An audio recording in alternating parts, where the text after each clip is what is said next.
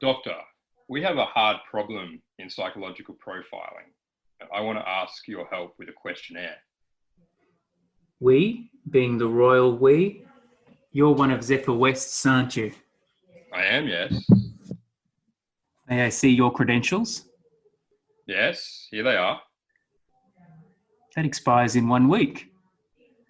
We're talking about psychology, Doctor, not Zephyr West. Can you decide for yourself whether or not I'm qualified? That's rather slippery of you, Cam. Send through the questionnaire. Oh, Cam, do you think you can dissect me with this blunt little tool?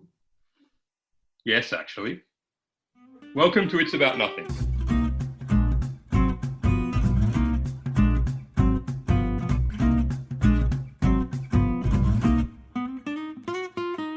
All right, Cam, so where was that? Where have I taken that from, do you think? I have no idea. Oh, that's good. I won't tell you. It's probably reflected in my delivery too.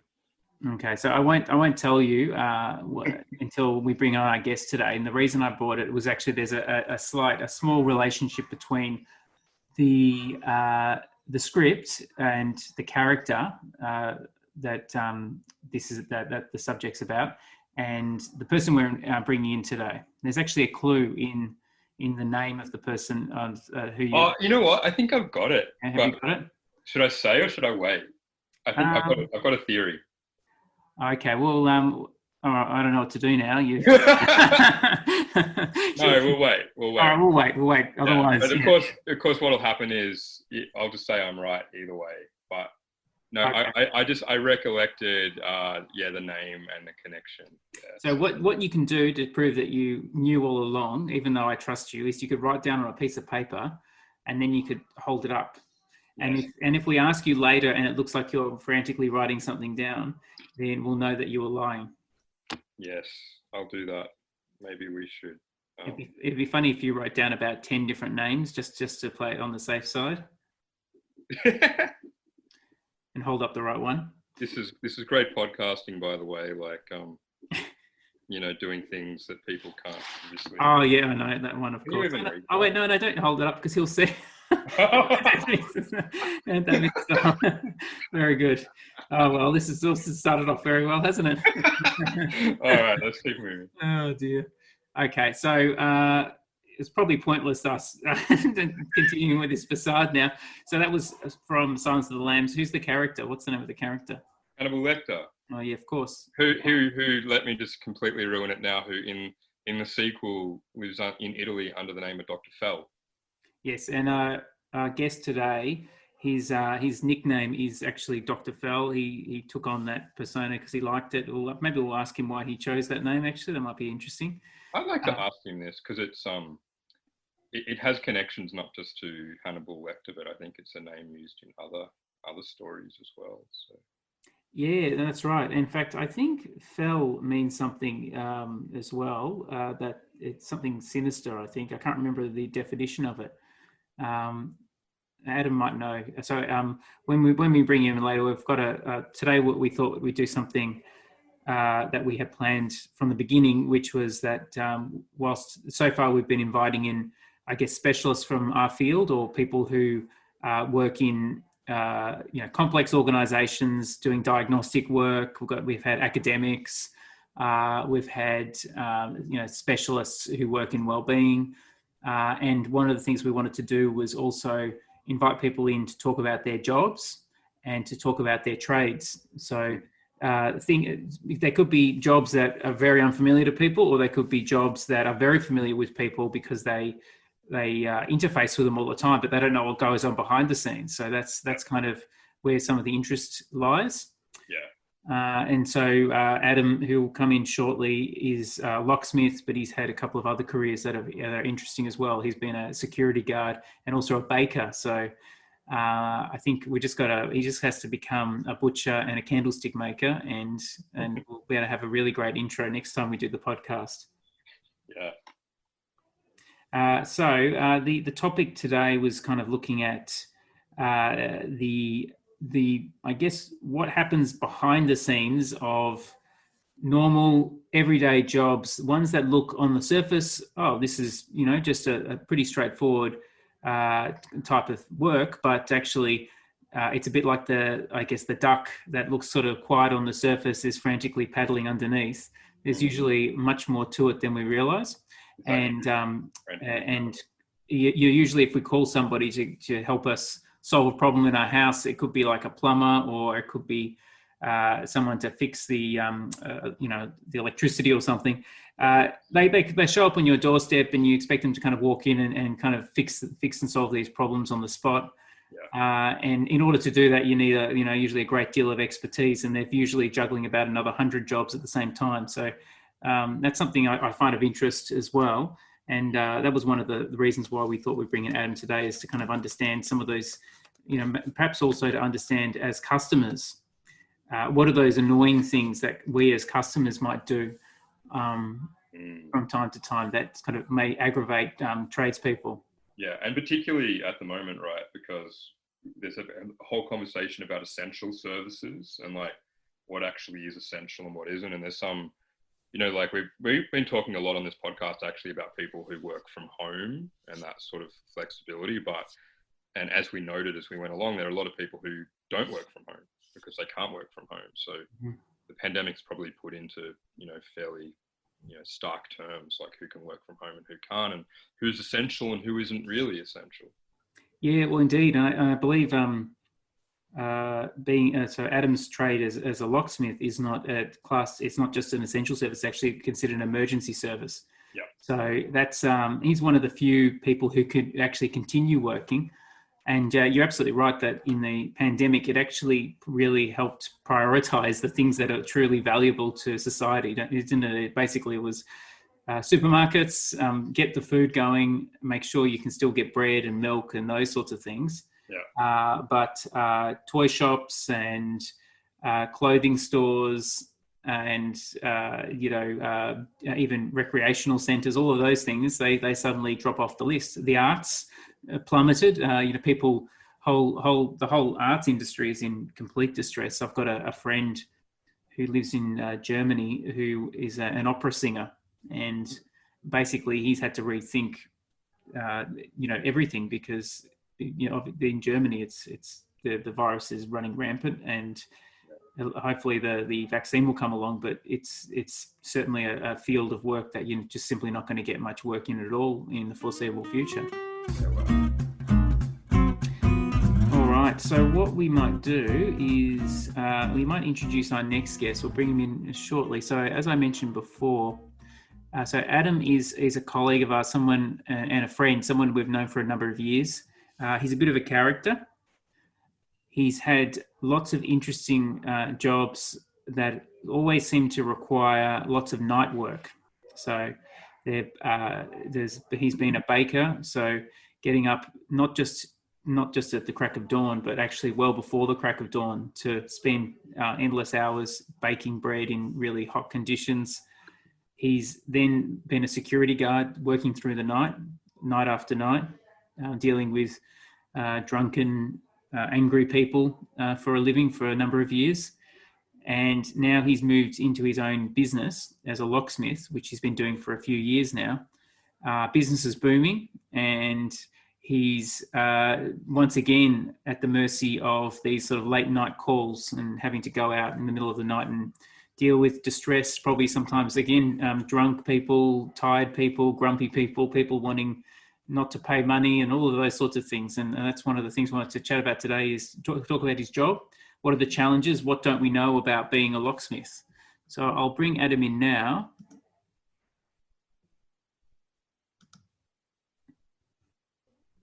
Hi, Adam. Hey, guys. Welcome, Adam, to It's About Nothing. Did you pick up on the script immediately? I did. That was the world's longest introduction, but that was awesome. Well done, guys. No.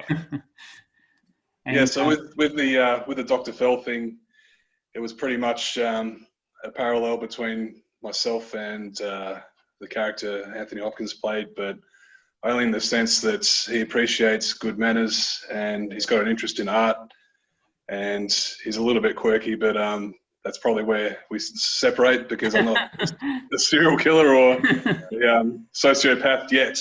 So yeah. There is I find that character actually really quite interesting, and he does, as you say, Adam, put a lot of value on good manners, and he actually kills on occasion because of examples of bad manners, which I find quite interesting. And that was part of the reason I had to leave being a bouncer or a crowd controller, is the technical term. You'd spend hour after hour explaining why someone can't come in, and then the next person would replace them, and you'd have to tell the exact same story, and you'd run out of steam, and by the end of the night you'd be completely forgotten, and you go back to work doing the same thing again and again and again and again. So I sort of ran out of tolerance and patience in that aspect. I know, like years ago I did bartending, and like when people are, you know, drunk, they sort of don't realize how they come across to sober people a lot of the time. Like it's much harder dealing with drunk people, and if you're not drunk yourself. And that sort of, I know as a bartender back then, people would want, you know, that one more drink. So they'd go to the bar and try and argue with you that they weren't actually drunk. But the more they argued, the drunker they appeared to be. So I'm sure you had that experience, you know, working as a security guy. Sorry, go on, man. Well, some venues, I've worked at a strip club. I won't name it for legal reasons, but you'd say no to someone, and then you might cop a smack in the head, and then that would be the end of it. And then I later moved to a place in Chapel Street, which I also won't name, but you'd say no to someone, and they rejoin the queue and then try it again, and then they just recycle themselves. Yeah. And then sometimes they'd sit on the fire hydrant and eat a meat pie and just stare at you for 20 minutes and then try it again, which is kind of worse. You'd almost appreciate the smack and then be on your way, you know? Yeah. Rather than, they're almost like insulting your intelligence by like going and lining up again and trying it on. Well, they'd swap T-shirts, and you know, it's like, oh dear, now I don't recognise you anymore. You know, it's that's interesting. Crazy. When they swap T-shirts, do they swap it with each other? Like they basically just, you know, rotate it around. They'd swap it with each other, and they do it in front of you. And then it's like when you play hide and seek with a 3-year-old, and if they don't make eye contact, you haven't spotted them. You know. Yeah, that's interesting. When you said, Cam, the person who's drunk doesn't, you know, gets really angry, and then it kind of escalates. It reminds me of something actually I think Adam told me once, is that if you're thrown in a like a mental institution and you're not crazy, the angrier you got saying I'm not crazy, that people would start to go, oh, this is not good. Back to your room. You're getting very distressed here, and you couldn't actually. It's almost the catch-22 from the book, isn't it? Like you can only get out of there if you're insane, but in order to like, if you say that you're insane, then you must be sane or something like that. It's like yeah. I used that on my daughter yesterday. She said, I was saying, oh, you're getting very mature, and you know, we explained it means sort of grown up, and she said, oh no, I'm not mature. And I said, oh, that's exactly what a mature person would say.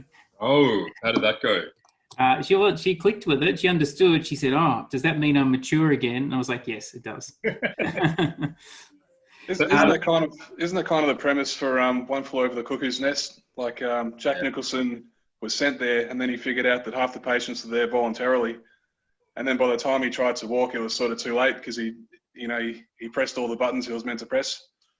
Yeah, I think that's right. From memory, I thought it was intentionally ambiguous, that it looked like he was faking it. They thought he was faking it the whole way through, and you're sort of left thinking he probably was, but then the place drives him insane. So he was actually sane. He was trying to get out of going to prison, I think, and then eventually the time he spends there drives him to insanity, and he becomes very violent at the end. And then I thought that's what the point was. Maybe I missed the point. Maybe we need to go back and reread it or rewatch it. I don't think I've watched it or read it since I was a teenager. No, I think keeping it ambiguous is, you know, it's healthy for discussion. You can make your own interpretation. Yeah, true. So Adam, I'm going to ask you, are you like almost nocturnal now because of many years of the work? Oh, geez. Yeah, I could go back as far as St. Kevin's. there were definitely in year 12, I'd spend most of the morning half asleep, and then my brain would sort of switch on around midday. Yeah. And then I'd go to bed at 3 or 4 every morning, and wow. It wasn't out of choice. It was just I was sort of being pigeonholed into what people accept as normal life, normal circadian rhythm. Yep. But I've always had an active brain at night. It just ideas pop into my head, and at the time I was interested in painting pictures, and I'd try and sleep, and my brain would say, "Hey, what about this? What about that?" And okay, it was setting me up for following that. I became a baker, which I'd started 1:30 in the morning, but you'd go to bed when the sun would go down, so there was sort of something natural about that aspect. But ever since then, I've never been a daytime person, except for, I guess now I'm sort of day and night, which isn't too healthy. Yeah. Okay. What's the longest you'd have to go with that you've gone without sleep? Well, it's not that I'm sleep deprived in the sense that you go X amount of hours without sleep. It's in the sense that I might sleep 3 hours and then wake up anyway. So I think most people would determine one day from the next as being 24 hours, but I kind of just sleep 3 hours at a time and on a rotating roster. So tell us about the job that you have now, Adam. So what is the most common thing that happens when you show up at someone's house to, let's say, to let them into the house or to, I guess, rekey the house? Like what are the common sort of things that customers say to you when you come in? Is there some sort of pattern that you've picked up, or different types of people? Yeah, random phone calls would more often than not be lockouts, so people locked out of the house. But I've kind of tailored the business to be predominantly real estate based. So 99% of my clients now are property managers, and so the calls that I get from them are usually rekeying. And you get a request to rekey a property if the tenants are vacated, and during COVID, it's become popular. People can't afford the rent. People don't have the jobs anymore. People have their jobs, but they're not in a position to work because of this and that. So it's going back to normal now, but there's been at least half a year of properties just becoming vacant. Yeah. Which, it's bad for the economy because people are not making ends meet for their mortgages, and then if you undersell your house, it's sort of the precursor for a recession. So yeah. We're doing better now, but I've been getting at least 5 or 6 calls a day that are just rekeys. I feel like there's been a freeze on evictions, haven't there? Hasn't there? Well, there has been a freeze on residential evictions. I'm still doing commercial evictions. Yeah, wow. But, okay. But I think what's happening is people are mishearing what's being told to them. So the truth is they don't have to pay their rent right now. But I think what people are hearing is they don't have to pay their rent at all. Yeah. Okay. So now it's sort of it's similar to the process of coughing up an ex debt, where if you have the money, you don't have the money. It's it's not like it's turning to mafia style collection, but people are asking for their money now. Yeah. Yeah. So I would have thought that if you can't be evicted, there'd be a lot less rekeying work. And also, I think when everyone was locked out at nighttime, there was a curfew, there'd be fewer people getting locked out of their homes as well. Yeah, there were definitely less people being locked out. You'll find that correlation with a lot of things. If it's raining, you'll get less people locked out because less people go out when it's raining. But then on weekends, you'll get a lot more because people go out, they get drunk, they lose their keys. So yeah, you can almost predict it like the weather. You can pencil in when you're going to be busy or not. Mm. Yeah. So the alcohol industry is very good for locksmiths, isn't it? It's fantastic. I should be sponsored by Woodstock. There's the reduction, but I since this year, I don't think you've had a reduction in terms of when I've ever spoken to you. You've always been flat out.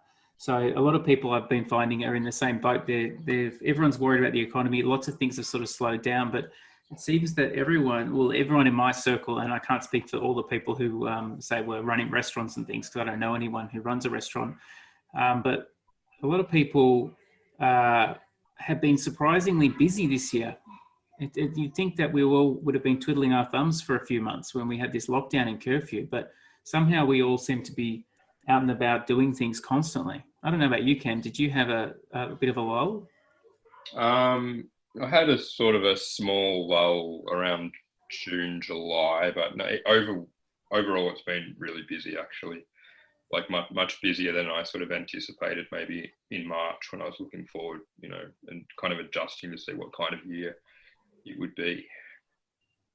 So Adam, what is the biggest challenge? So if somebody calls you up for a job and you kind of go, oh, I'll do it, but this is something that always takes a long time. I can't, or you don't like doing it. Is there anything like that on the list of jobs that you prefer not to have to do?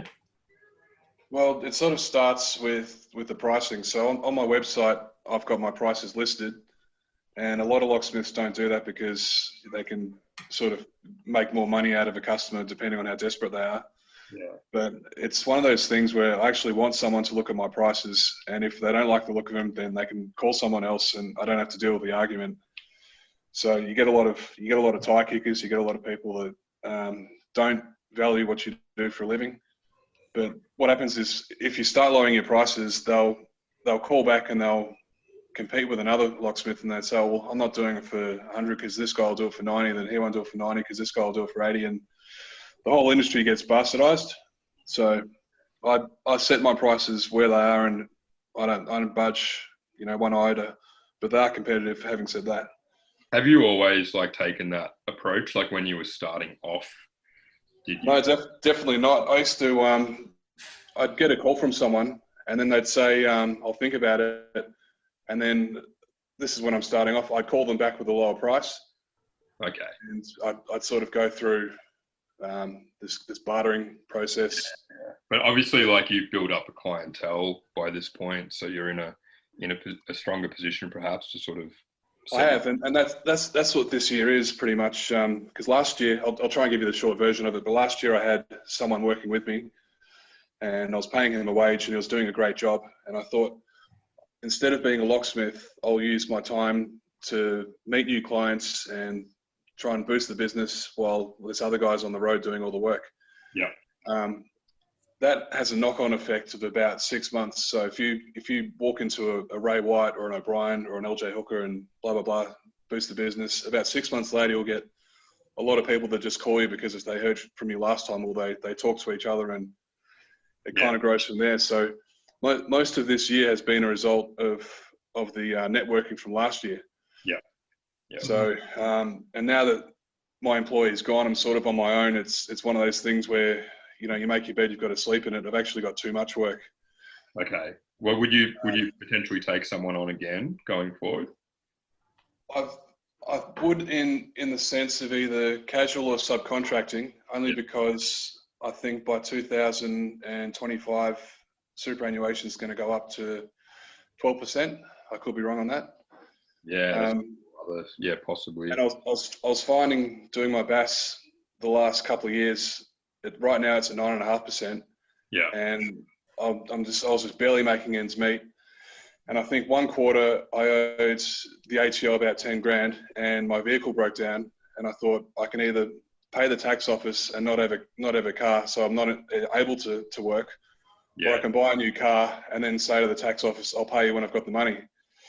So, like, you know, you get stuck in these sort of predicaments where you're not going to do well either way. And I actually picked the option of putting the ATO on hold, which is actually pretty scary, because once they watch you for a while, I've been told.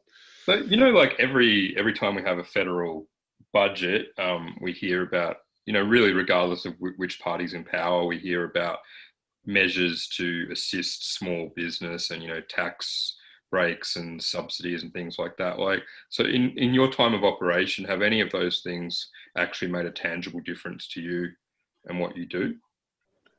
It has, in the sense that I went through my schooling at TAFE while Labor was in power. Yeah. And they tend to look after anything, blue collar, anything trade based. And then now that I'm sort of, company director, and I'm not white collar by any means, but I'm the guy that signs the checks. It's convenient that Liberals in power. I think they recognise the value in businesses, because the businesses create employees, and the employees can work as hard as they want to. I think it's sort of it's healthier for the economy.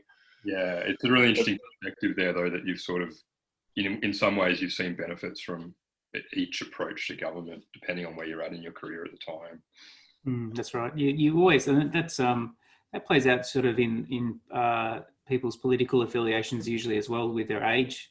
Like, there's the theory that when you're sort of younger, people tend to be sort of more left-leaning, and then as they get older, they become more conservative. Not everyone, but that's sort of a general pattern. But I know that's true. But like, I know quite a few tradies, like say in their mid-20s and up, and mostly self-employed guys, and a lot of them are voting. And I don't want to turn this into a political thing, but are voting Liberal for exactly the reason that Adam sort of talked about. So at a fairly young age, they're running their own business, and maybe like having to pay superannuation for people. They do have someone working for them, and BAS statements and all that sort of stuff, and they are discovering those things. But maybe you go in a different direction, and you're sort of like university qualified, moving into different spheres of work. You might have somewhat of a different perspective on that at a younger age. Yeah, probably true. It's when I think Adam was saying it, Labor's sort of more focused on the blue collar. It's not usually the business owner as much. At least I don't think it's more it would be more the tradespeople, wouldn't it? And it's more traditionally it's the unionised workforce. So it's like, and what's interesting about that is like the unionised workforce is smaller than it's ever been. And so I think it's 15% of the private sector is unionised now. So like most people in trades, be they, locksmiths or plumbers or sparkies or whatever, are essentially working for themselves. So they, Labor doesn't necessarily have their vote in the same way they would 20, 30, 40 years ago. Right. Okay. I wasn't aware of that. Is that, so what was it at its peak then, roughly? I don't know. Back in the day, I'm guessing it would have been closer to sort of 40, 50%, probably even more than that. Adam, so tell us about, is there any, aside from the working hours, right, have you ever detected there's a pattern between being a baker, a security guard, and a locksmith? Is there anything that's similar in those fields? Because on the surface of things, the only thing I can see similar for a security guard and a locksmith is they're both kind of security related. Whereas bakery is, I can't see any connection there at all, except for maybe the working hours that might be similar.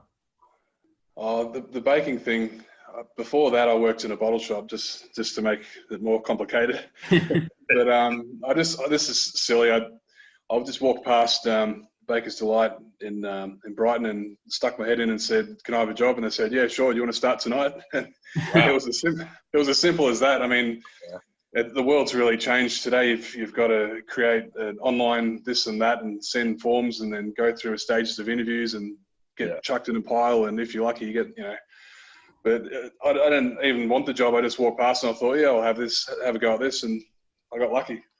Yeah. Okay. And you did that for a number of years. That was like something you did for a while. I did. And I don't mind telling personal stories, but at the time, I was living with my second girlfriend, and she'd sort of come home around 5 o'clock and I'd go to bed at 6 p.m.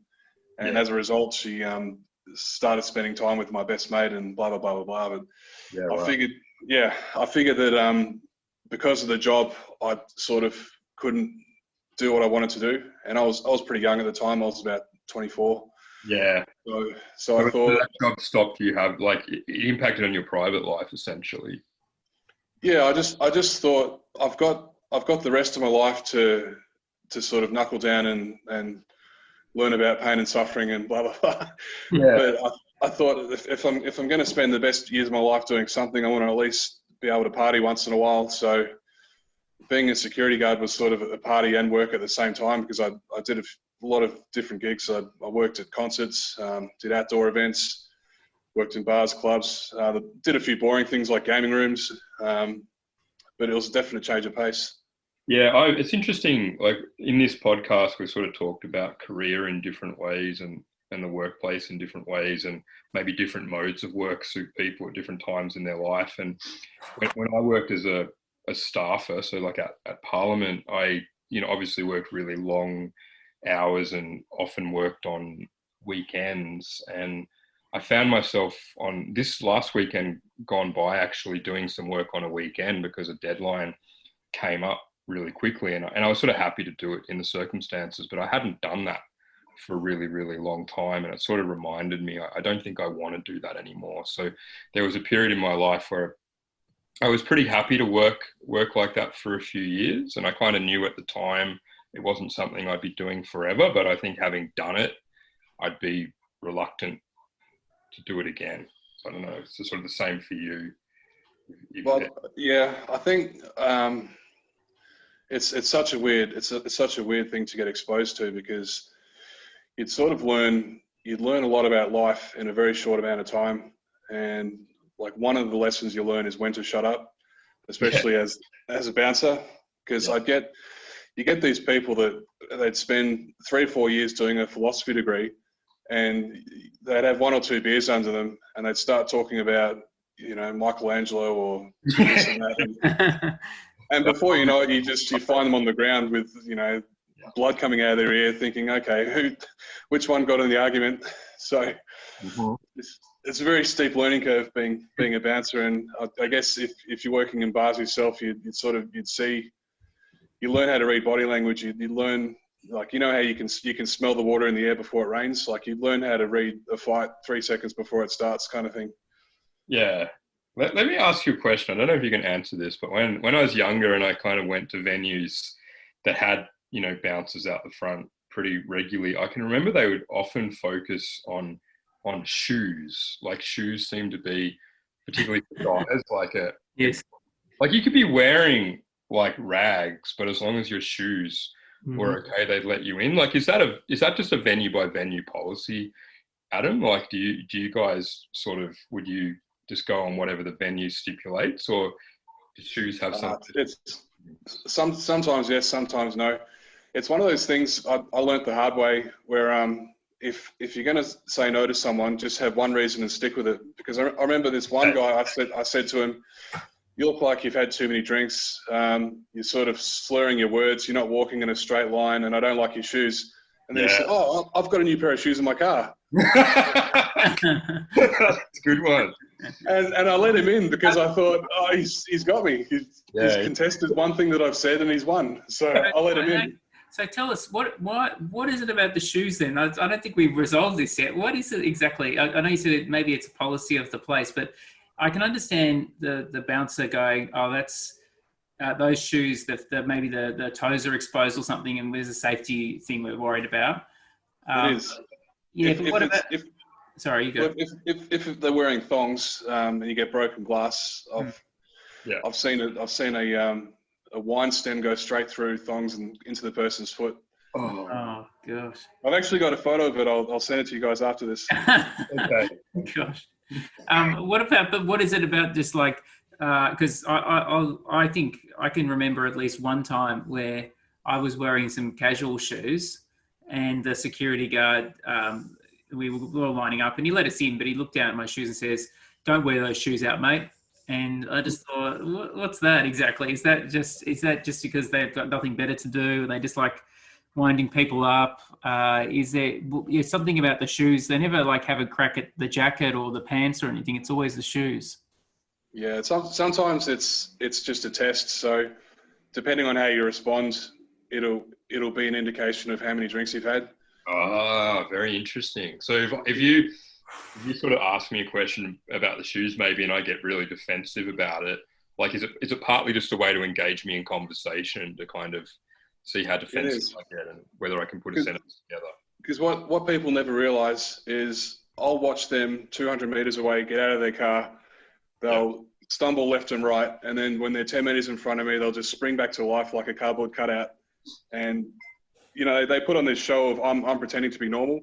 Yeah. So if someone's perfectly normal and you say to them, "How are you?" they might say, "Fine, thanks, yourself." But if they've had 10 drinks, they might say, "What's it to you? Why are you asking me?" And they'll, it's not something to get angry about. But they're ready for a fight. So is there I learn a lot just from harmless questions. Yeah, is there, given that you said that you can kind of anticipate a fight brewing, is there a strategy to diffuse a situation that you picked up on? Like, are there any sort of tips for people if they're in a situation where someone looks like they're about to get aggressive? What should you do? The best thing to do is talk to them. If you ask them why, and they start to explain why, and then you give them a relatable story, you can watch them calm down. Which, it's if you win the battle with your mouth, that's 90% of the work done. That's interesting. Is that like, do you get any training in that regard, or is that just something you work out for yourself as you go along? Yeah, you work it out as you go along. Yeah. Because it's one of those things where the easy thing to do is to get physical, and then your brain will be wired up for the rest of the night because if you've got adrenaline going through your system. Yeah. The harder thing to do is to give them, 5 minutes of your time to talk to them, but then after that, you don't have to watch your back, sort of thing. Yeah. So it's, you try and do the right thing, but like I said, over 10 years, your patience starts to wane a bit. You would also be I'm assuming if you're say going out at 3:00 in the morning, you're driving around meeting strangers all the time, but they're usually in need. So I'm assuming that you don't have to deal with as much, I guess, conflict or aggression when you're in the line of work now. Oh, you sometimes get people that are pretty upset that they want to get back inside, and they'll say something like, "How long does it take?" And which is a little bit annoying because I've been at it for 5 minutes and it's like I'm just putting on a show now. Now I'm going to open the door for you. I had a few drug affected clients that I've had to call the police on because they didn't want to pay. Yeah, so, right. So that's what you do in that circumstance. Like if they're unable or unwilling to pay, you call the police. Yeah, I call the police because I try and think of how it looks if something does go to court, and if I'm twice somebody's size and I've got tattoos and it doesn't look good. Yeah. So I'd rather keep things civil. Yeah, and I know you've dealt with evictions before. I imagine that's difficult to say the least. Well, with the residential evictions, we have police presence. Okay, so that's a standardised. And half the time, the place is spotless and nobody's there. Okay. A quarter of the time, you'll be stepping over kids' toys and there'll be holes punched in the walls and crayon everywhere. And you can do the maths and you can see it's somebody that tried to start a family and they couldn't pay the rent. And you say, I mean, as harsh as this sounds, I don't get emotionally involved. I'm just there to do a job. Yeah. It's kind of like a vet, they do care for the animals, but not to the point where they're in tears every time they have to put one down, sort of thing. Yeah. You have to maintain a professional distance, I suppose. Exactly. Yeah. I've had a couple where we've sort of busted marijuana grow rooms. Yeah. And it's been a case of the thing being in operation for about 3 or 4 years, and then one year they let the electricity bill slide, and then they stop paying the rent, and then we come along and there's a lot of damage. A lot of people don't get rental insurance, which I thoroughly recommend. Yeah, because you get stuff like holes in the ceiling from hanging lights, 200-watt lights, and then there'll be water damage on the carpets on the walls, which creates rising damp. I don't know if you know about that, but it's when the walls sort of turn to chalk because they've been affected by the water so much. So yeah, and they get screened by property managers. They look the part, but then as soon as they move, and they kind of turn into someone else. Yeah. Have you ever been to an eviction where they have to drag someone out, the police? Yeah.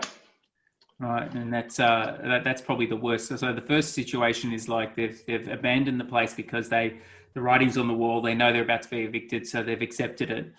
And the second situation is things are a mess.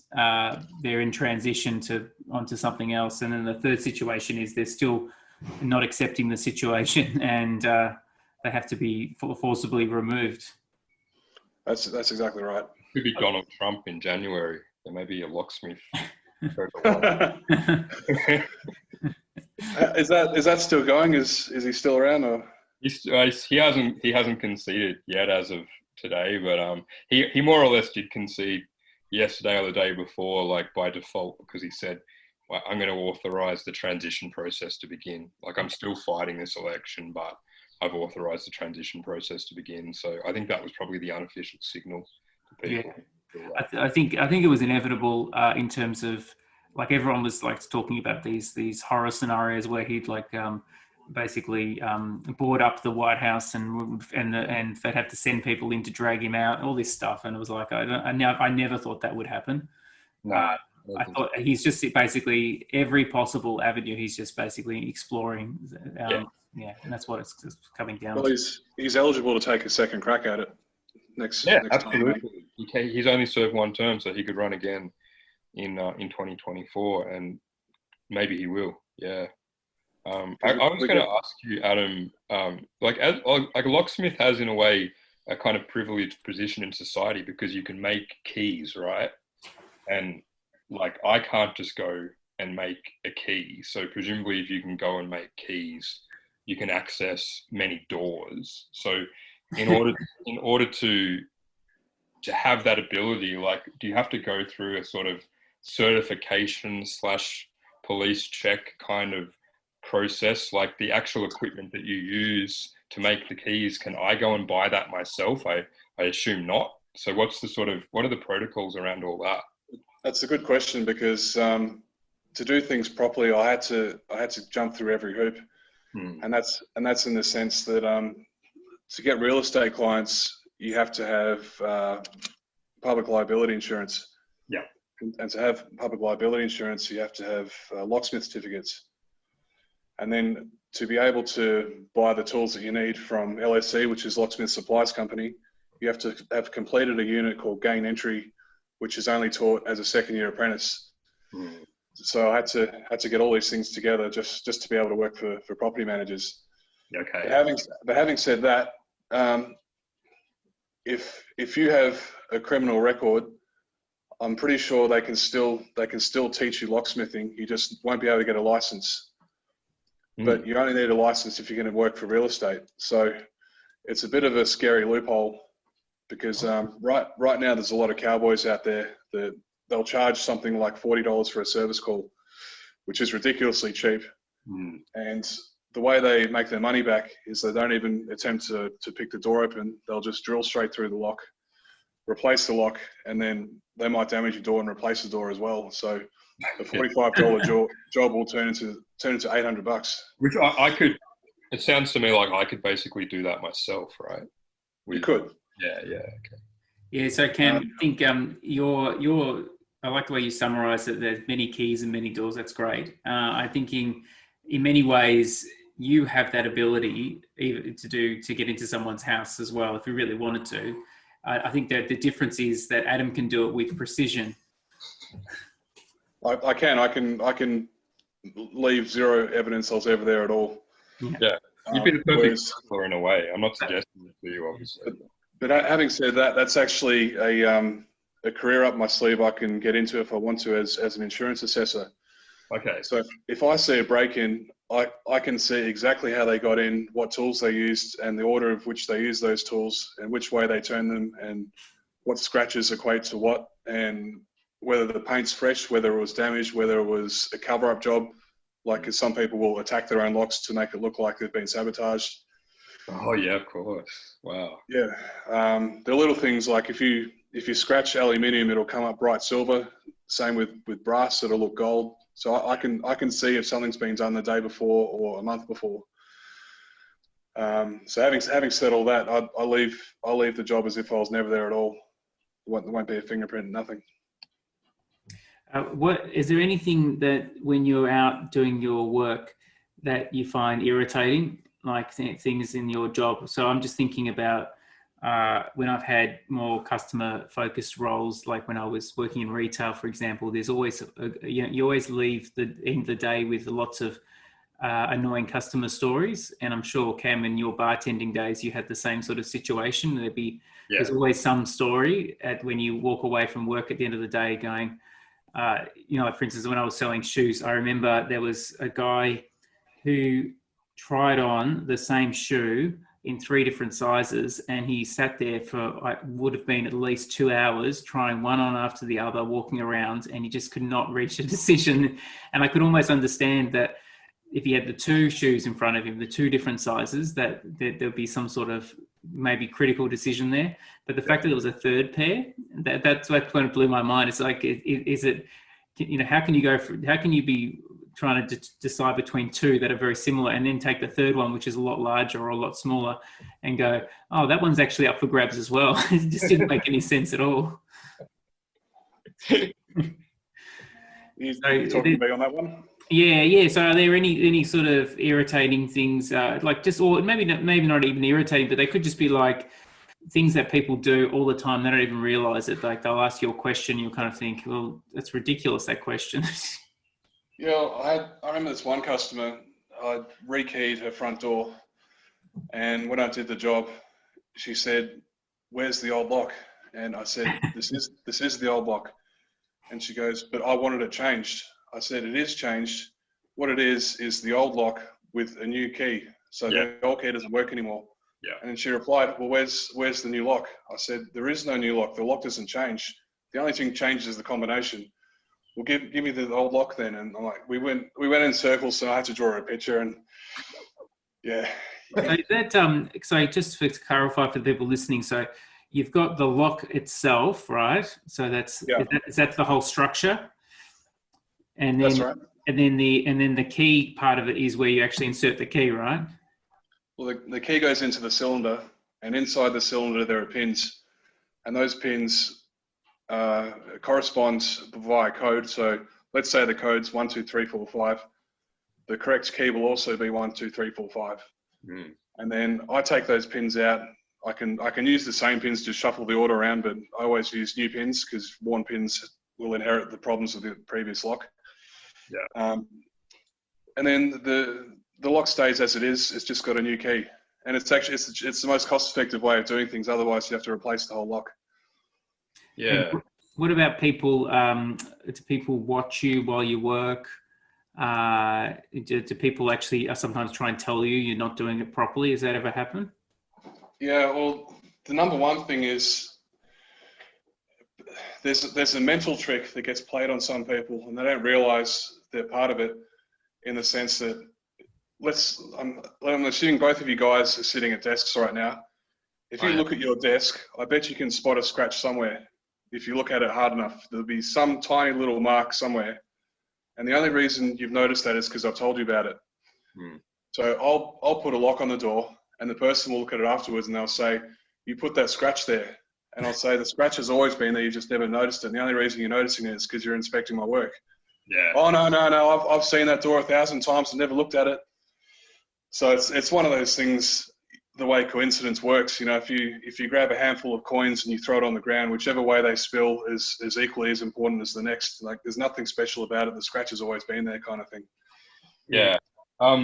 You remember there's an episode of Seinfeld where George is talking about toilet paper and the fact that it hasn't evolved many, many years, and it probably never will. We're kind of at a good level with toilet paper. I was wondering about keys and locks. Like on one hand, they have evolved a lot, right? Like I can remember when I'd go to a hotel and I'd be given like an old fashioned key and stick it into a lock. And now, like most hotels I go to, I have a card and I tap it and yada, yada, yada. But then with so many other things in my life, like, the front door of my house, all that sort of thing, gates, we still have the metal key that we insert into the lock and turn it. Like, is that something we're going to like keep going, for a long, long time going forward? Or are we going to see more sort of automated lock and key devices on like residential property I think you'll see both, in the sense that anything mechanical will be around for years because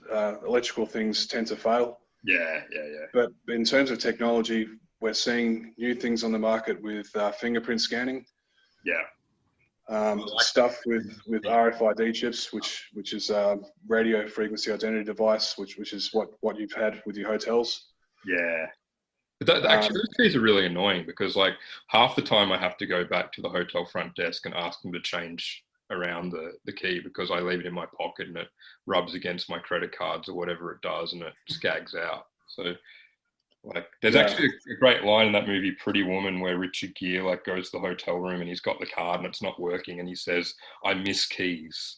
And that's like from 1991 or something. So, yeah, that's every time there's something new, there's always problems that come with it. And like, I've seen some scary things in the sense that keyless entry on cars has a problem that hasn't been addressed yet.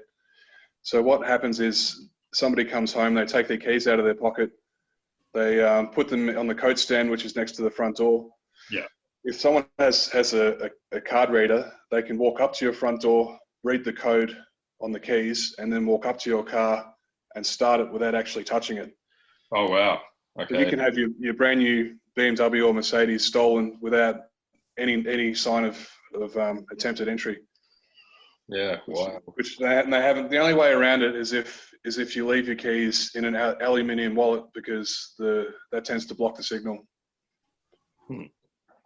Yeah, I still think one of the worst things about the start buttons in the car is, and it happens a lot, is that the mechanical reminder of taking the key in and out is always like, it's a reminder to take your keys with you, because the last thing you do is you take the keys out, you put them in your pocket. But if you put them in in the side tray or something, it's very easy to walk away from the car and just leave the keys in the car. And I think that plenty of people are probably doing that. And then, of course, the keys are in the car, someone can get in. It's not even like you can lock your keys in the car, because it stays unlocked, doesn't it? Because the keys are in there. Well, the thing with that is that I've seen that with houses. So people have window locks and they'll leave their keys sitting inside the window. And somebody spots that from the outside, they'll smash the window with their hand and let themselves in by unwinding the window. And they'll think, no problem, I've got home and contents insurance. But an insurance assessor will say that's negligence because you've left the key within eyesight. You made it too easy to get in. All right. Interesting. Just to finish up, I was thinking of another story when you mentioned the scratch thing and how obvious it is, and the way that plays out quite often is with rental cars and things. They'll say to you, now we want you to walk around the car and point out any obvious scratches before you take it, because they basically don't want to be in a situation where they've scratched the car and then you come back and say that scratch is always there. And I always found it kind of an odd thing that you have to almost like go around checking the car yourself to make sure you're satisfied with it. Like you have the time to walk around and inspect every single panel and check for every possible scratch that could be there. Yeah, well, that's a scam they've got. And if you ever go to Thailand, if you rent a jet ski or something, yes, when you go to return it, they'll blame you for it. So it's called a condition report. Yeah, that's right. Yeah. We had so when I went to Tasmania, I think it was maybe last year, I think. This is my colleague and I were traveling there, and when we drove back to the airport, we realized that our flight was actually about to land. And fortunately, Tasmanian airport is really quick and easy. You could just zip right through into the terminal. But we jumped out of the car and we basically ran to our flight, and we just got on in time. And then when I got back to Melbourne, I got a telephone call, and the rental place said, we've noticed that the screen, your car screen, has actually got a massive crack in it, which we'd never seen. And my sort of theory is that it shows up sometimes you can't see a crack unless you see it under a certain light. And I think it was always there, but I'm not 100% sure. So yeah. I was like, I don't remember there ever anything hitting the glass. And they said, well, we know you're not telling the truth. Well, they didn't say it like this, but they're more or less saying, we know you're not telling the truth because you ran from the car. They knew that. Yeah, because when when we drop the car off, the person who walks around the cars and checks them and does all that sort of must have seen us running, and so they've made this erroneous assumption that because we're running, we're therefore guilty. And I was like trying to explain to them. I said, look, I came down for business. Yeah. We're professionals here. We've rented the car for one day. I'm not the sort of person who's going to go in and try and scam a car rental place with my colleague. We're not going to just go, and we're certainly not going to go running away from the scene of a crime. Yeah. Wow. So eventually they gave up on the hunt and realised that perhaps we weren't these terrible villains. I could just imagine what happened behind the scenes. There was the person standing there going, look at those two people running, and then going over and seeing the crack in the screen going, oh, now I know why they were running. And it'd be pretty bad crime, because you wouldn't be able to get away with it either, would you? Like, it's just because you run away doesn't mean the screen's no longer cracked. I once dropped off a hire car at an airport and, got on the plane and then got home and unpacked and then realised I still had the key. Oh, no. And they're actually really understanding about it. So I think I express posted it or something like that. All right, we might wrap up with I guess our main segment. So thanks, Adam, for walking us through the day in the life of a locksmith and the life of Dr. Fell. Yes. What we normally do to wrap up is Cam and I talk about either like a book that one of us might be reading, which is usually Cameron, or a film or a television show that we've gotten into recently. So rather than maybe you and I, Cam, talking about that, is there anything you've seen recently, Adam, or read that you think is or listened to? It could be a podcast or music or something as well. But yeah, I think Adam should have first go. Oh, geez, nothing's coming to mind. It will. What I find usually as we go along. I do a lot of reading, but it's mainly just fact checking. Yeah, because I've noticed the internet in general has no accountability. It's easy to post the truth, and then it's easy to post a rumor, and then this is true. More people might agree with what's not true at all, and then before you know it, this is how people got their heads chopped off and suspected of being witches 200 years ago. Yeah. So it's just a modern version of that. Devaluing of information. Actually, let me ask you on this, like, Dr. Fell, have you gone and read the books behind the movies as well of Silence of the Lambs? I've read was it Manhunter? I think it was Red Dragon. Red Dragon. Yeah. Red Dragon got turned into that. And they actually did another film which didn't involve Anthony Hopkins. I think it came out mid-80s.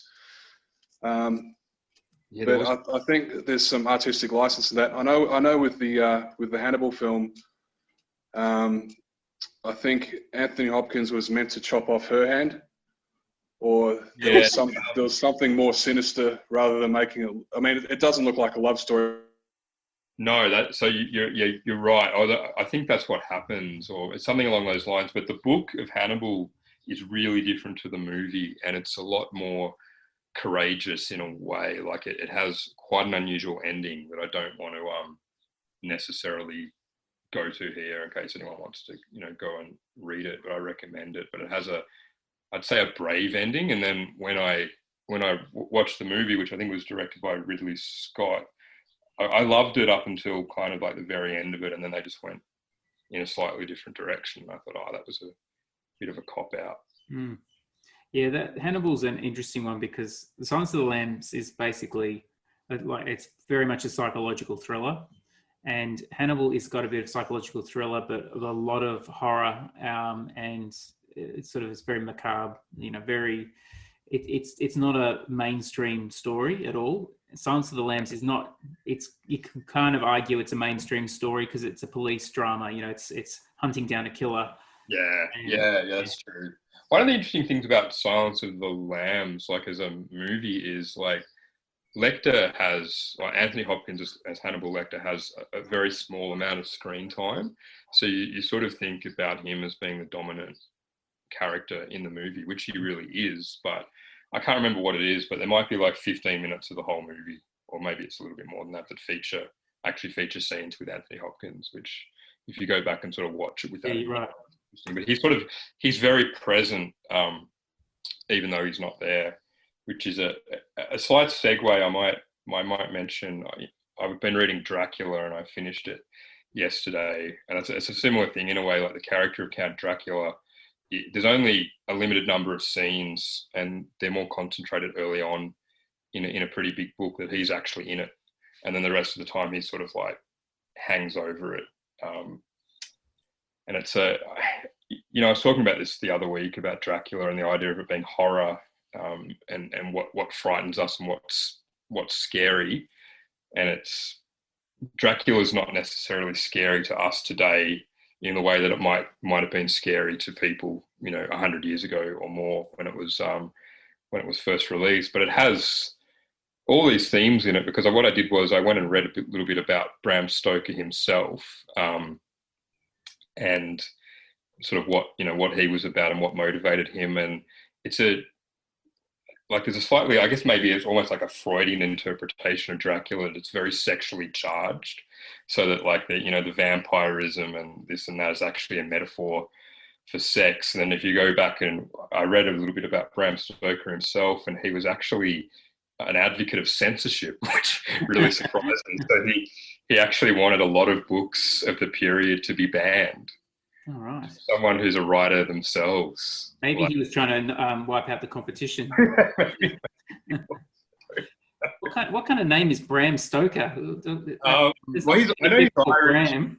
Yeah, Bram. I'm not sure. Bram Stoker. Yeah, he was Irish, but he was part of this sort of Anglo-Irish, which is almost a class of people that no longer exists. So English people and Protestant rather than Catholic who lived in what's now the Republic of Ireland, but they're really prolific. Like Oscar Wilde was one of his contemporaries, for example, and Edmund Burke had been Anglo-Irish as well. But he had some very sort of he wrote this book in the Victorian era, obviously, so he had some pretty old-fashioned ideas about sex and morality and that sort of thing. There's an interesting trend back, I think it was probably in the 90s when all of those movies were getting reimagined. So there was Bram Stoker's Dracula. They make a point of calling the film Bram Stoker's Dracula, not just Dracula. I don't know, and I'm planning to go back and rewatch that movie actually, because it's supposed to be quite a faithful retelling of the story. And I think what's happened with Dracula is it's a little bit like Jekyll and Hyde when we were talking about that the other week. It's such a famous character now that it's just taken on a life of its own that's not necessarily true to the original novel. So almost like any vampire type character can be called Dracula, and it's put in different settings. So I'm guessing the intent with that movie was to sort of go back to the book. And the same thing with Frankenstein, right? You often hear it like referred to as Mary Shelley's Frankenstein. Exactly, that's what I was going to say as well. And I don't know if this is connected at all, but the movie The Thing is actually called John Carpenter's The Thing. Even though he didn't write the original story, The Thing is a remake, so it's kind of like the complete opposite of what you'd expect. Yeah.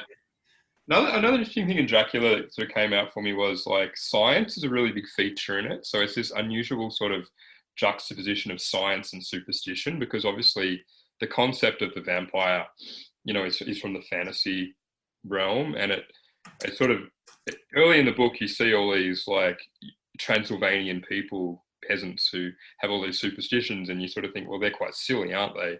Because like they're wearing crucifixes and carrying around garlic and all this sort of stuff. But you understand all too quickly that their superstitions are actually grounded in real concerns. But at the same time, they do sort of try and look at like the people who fight vampirism, like Professor Van Helsing, for example, he's a scientist, or he's a physician. He comes at it from that point of view. So the Victorian era was obviously an era where Darwin's ideas had gained traction. Science was very much in the ascent, but there was also this like, I guess, lingering religion, lingering superstition, lingering sense of the supernatural. I just realised that we actually have lost for the first time in our podcast, we actually lost our guest. I think Adam dropped off at some point. We didn't get to thank him for his time. That's interesting. Maybe somebody put the big sort of key symbol in the sky, and he had to rush off to a locksmith job. And that's we'll learn about it later. Yeah, no, I think you're right. There was I think that those original movies, perhaps at the time were considered horrific. I think like terrifying and everything, and they're obviously social commentaries as well as to what was happening of that era. It kind of reminds me of that Simpsons episode with you remember the Halloween one when I think Lisa's reading The Raven. Remember that? That's right, Edgar Allan Poe. Yeah. And they were kind of reading it, and I remember even watching it when I was a little kid, thinking, "No, this is the boring part of the Halloween episode." Like it's kind of, but I appreciate it now. Because James Earl Jones, I just always found his voice absolutely, bewitching. But yeah, I guess compared to the other stuff, maybe it was a little bit. I mean, it's funny you say that though, because that was Bart's point in that sketch. Remember, so Lisa's like trying to scare him with a classic Edgar Allan Poe sort of tale, and then Bart's like, "That's not scary at all." That's right. And then she goes, and she agrees with him. I think says perhaps there were people back then were a lot easier to scare or something, because it doesn't seem scary. It's interesting. Like Edgar Allan Poe was quite obsessed with the idea of being buried alive. So there's a number of his books and stories like feature this. There's one great one where someone's like walled up deliberately, and there's other ones where people are accidentally buried alive. And apparently in those days, it wasn't completely unheard of for this to happen. And they actually, it sounds ridiculous, but they weren't necessarily as good at determining whether someone was dead or alive. So someone might have gone into some kind of coma or something like that, and they might wake up and find themselves, in a coffin underground. So some people actually install bells, or like there'd be a contraption where you'd be in a coffin and there'd be a rope going into the coffin and you could pull it and ring a bell, which would be quite scary if you live next to a cemetery and started, hearing the bell. But maybe in an era where death, might not be easily determined, the concept of being buried alive could be a real concern for people. So that it might be reacting to that. Yeah, that'd be pretty disturbing to discover in modern era that this whole time we thought people were dead, but they were just in another phase. Yeah. And we have to get the bells out again, just in case. That's really good. I'm just thinking of anything I've been watching lately. I certainly haven't been reading anything lately. I tend to sort of fall asleep almost immediately at the end of the day. I watched a movie the other night which I really enjoyed. It's called Bone Tomahawk. Have you heard of that? No, but I actually saw a mutual friend of ours on Facebook had posted the other day that he had watched it. I can't remember whether he liked it or not. So tell me about that. Yeah, so look, it's recommended. You have to probably not be too queasy about violence. It certainly is like a good old-fashioned Western. It kind of, without wanting to ruin it or anything like that, but it certainly does deviate at a certain point where it becomes a bit more sort of horror and gore related. But the story is pretty good. I think the characters are great. It's very original. It actually didn't do very well at the box office at all. What's the premise of it? Just so yeah, of course. It's basically it's set in this sort of old town, and there's this guy's wife gets taken by Indians or Native Americans. Yeah. And and a couple of other townspeople as well. And so the sheriff, who's played by Kurt Russell. I love Kurt Russell. Yeah, he makes a decision. He looks great. I mean, he really looks like a sheriff. He's got this sort of long beard and mutton chops, and he looks like he could be a sheriff. Yeah, I can see that. But yeah, so the sheriff basically makes a decision to say, look, I'm going to go off, and it's my duty to go off and rescue her. And the husband insists on coming along, even though he's got a broken leg. And then there's a third character who's played by Matthew Fox from Lost. Matthew. Oh yeah, I remember. Yeah. Yeah, very completely against type. He plays this kind of very eccentric, kind of likable and also unlikable character. So he's very egocentric. He's not particularly nice, but he's very brave and clever. And he goes along with them as well. And they go. So essentially, it's the plot is very simple. They're going off to rescue this group of people who've been taken. But is it a Western essentially? It's a Western. Oh yeah. It's a Western. It's kind of got a mix of genre. It's mostly a Western, but it's got maybe a bit of a supernatural / horror theme when they sort of get to where they need to go. But it's not so supernatural that it deviates from, it couldn't happen in the real world or anything like that. But you certainly watch it it's a very modern type of Western from that point of view. Yeah. But I found it, like I sat down and I just, from the very start of the film, I found it was one of those few films where I watched it and I thought, I know I'm tired, I know I should go to bed, but I've got to see what happens. I love movies like that where you just feel so engrossed in the story and the plot. You've just got to find out what happens next. Yeah, likewise.